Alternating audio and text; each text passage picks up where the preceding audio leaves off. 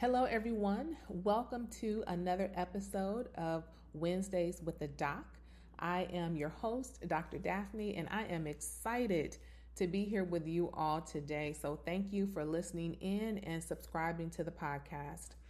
I know it's been a little bit of time since you all have heard from me, and as you all know, we all were experiencing, the same, pandemic and what life looked like for all of us once the pandemic ended. And so I, had to take some time for myself to also, reevaluate and realign some things in my life the way that I wanted them to look so that I can also come back and share all of these great things with you all to help you live your most healthy life.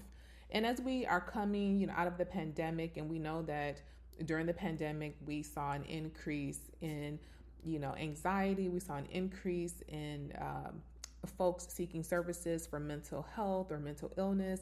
And as we're coming out of the pandemic, we are still seeing some of those effects of the pandemic.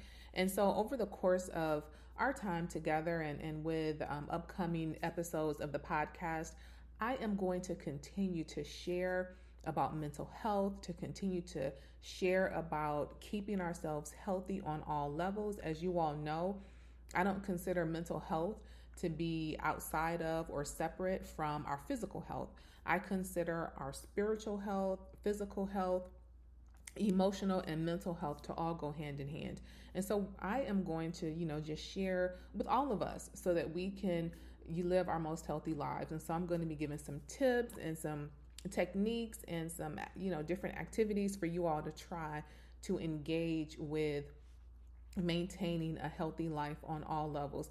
But specifically, since I am a licensed mental health professional, I am going to focus a lot on the mental health aspect of our lives. So for today, I want to get us started with just taking some time to recenter and to focus in. So if you feel comfortable, I just want you to get in a comfortable position. Drop your shoulders a little bit, relax your body, release some of the tension in your body, and just breathe. Just breathe like you normally would and follow your inhale and your exhale. Take note of your breath. Take note of how it feels to inhale and exhale. Take note of any sensations in your body.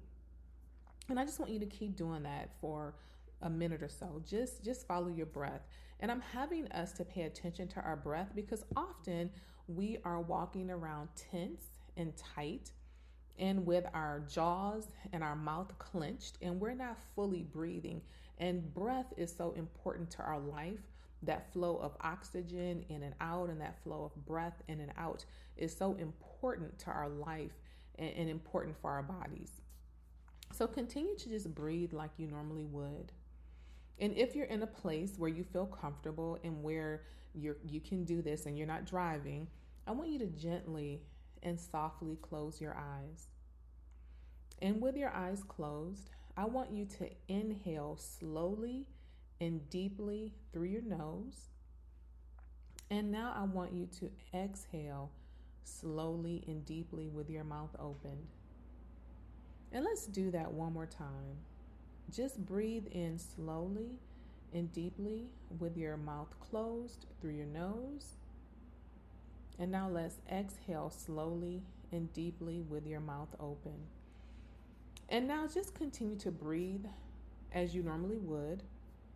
And with your eyes still closed, I want you to think about what you need in this session, what you want to get from the podcast episode today, and just remain open to taking in a little bit of new information.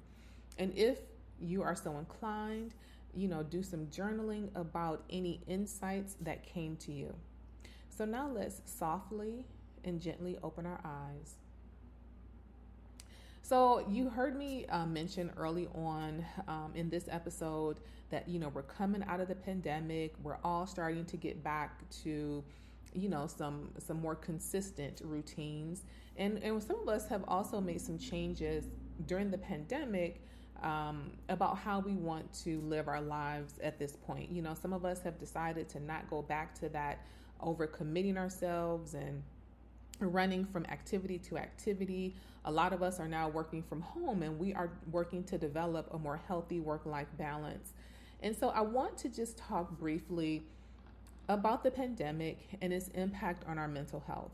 One thing that happened during the pandemic, because there were so many unknowns with the coronavirus, there were so many unknowns with how it was going to impact physical health. There were unknowns about what happened or what would happen to you if you contracted the coronavirus. That some of those things led to symptoms of anxiety, and it led to a lot of us feeling anxious and uncertain about the future, about our country, even about the world itself.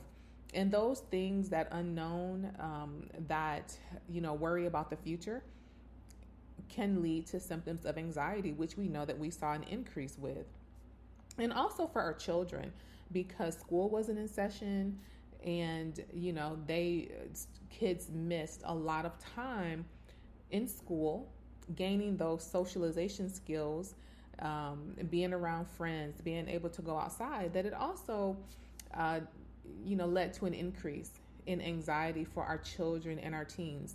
And now that school has reopened and we're starting to get back to some of those activities that we were doing before, a lot of folks are still experiencing anxiety. A lot of folks are experiencing anxiety about going out in social situations or social settings.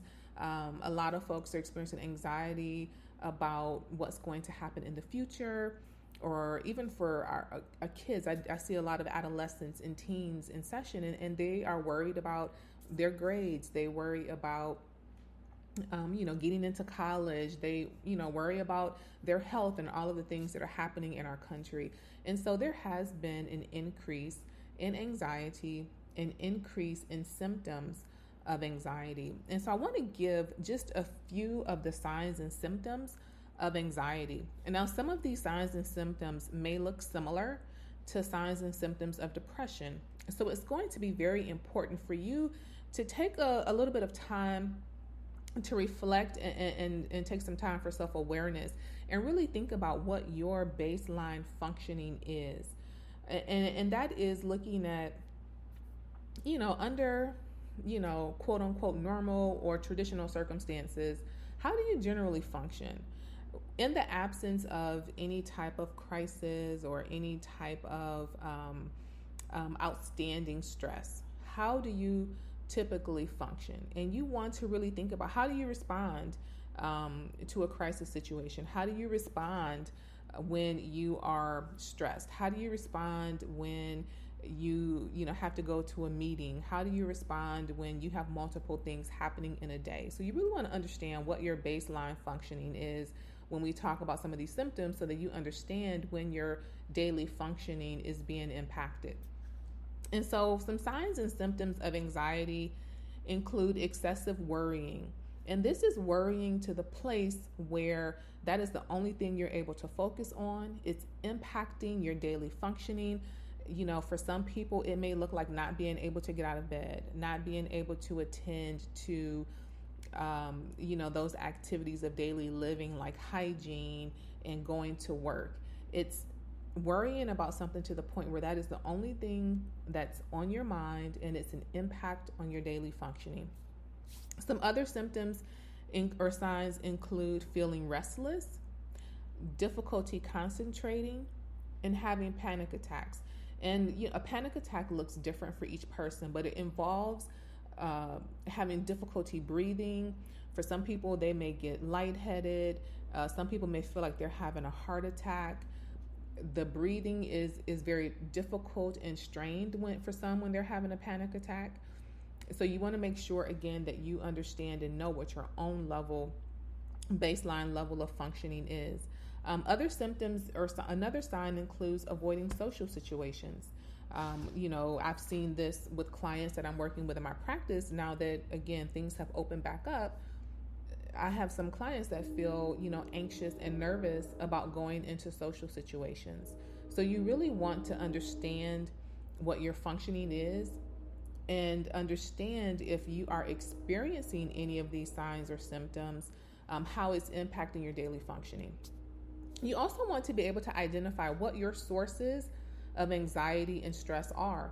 So, again, this goes back to being self aware. This goes back to paying attention to yourself or to ourselves to know where those sources of stress and anxiety are coming from. Do you get anxious before having to take a test? Do you get anxious before a big meeting at work?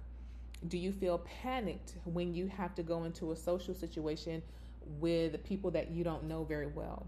Or do you feel anxious or panicked when you have to go to the grocery store? Are you getting, stressed about finances? Are you stressed about family situations? Are you stressed about your health? Are you anxious about your health? So you want to identify for yourself what your sources of anxiety and stress are. With identifying if you're experiencing any signs and symptoms of anxiety, as well as identifying your sources of stress and anxiety, we also want to look at how do we manage those things. And again, things are going to look different for each person.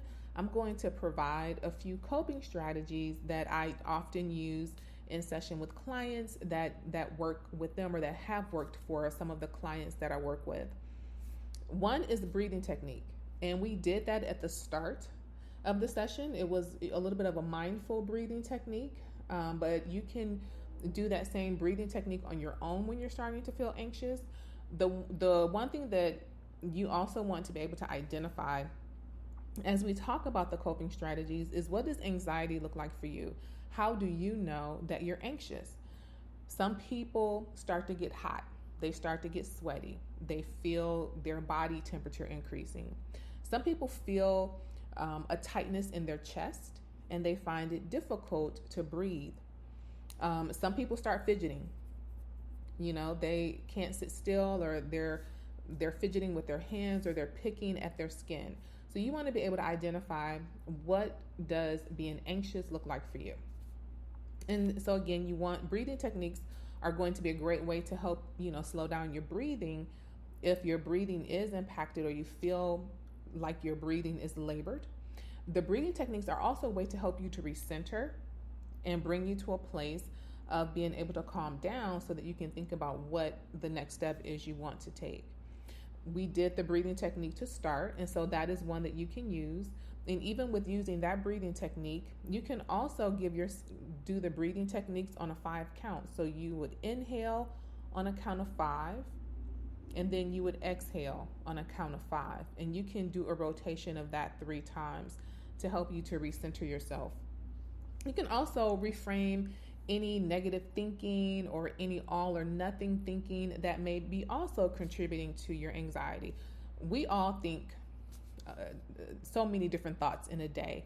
And sometimes our thoughts are not always positive. We sometimes focus on a lot of negative thinking that can also contribute to us feeling anxious. And so you want to take a note of, what are your thoughts, and how are your thoughts contributing to your feeling anxious?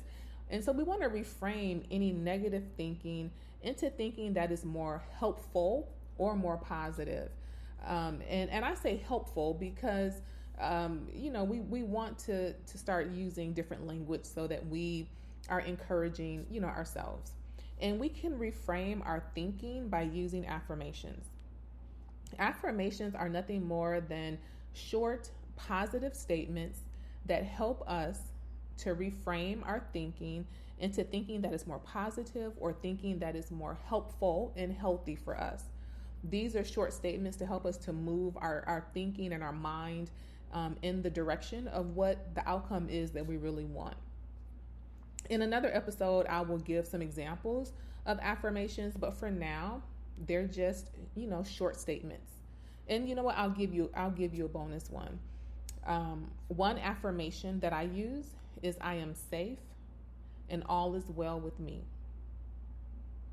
Or just simply, all is well. Again, these are short statements to help you move your thinking in a more positive direction. You can also use visualization. And visualization can be used I've used it before when I've had to take a test or an exam, and it's nothing more than really getting a picture in your mind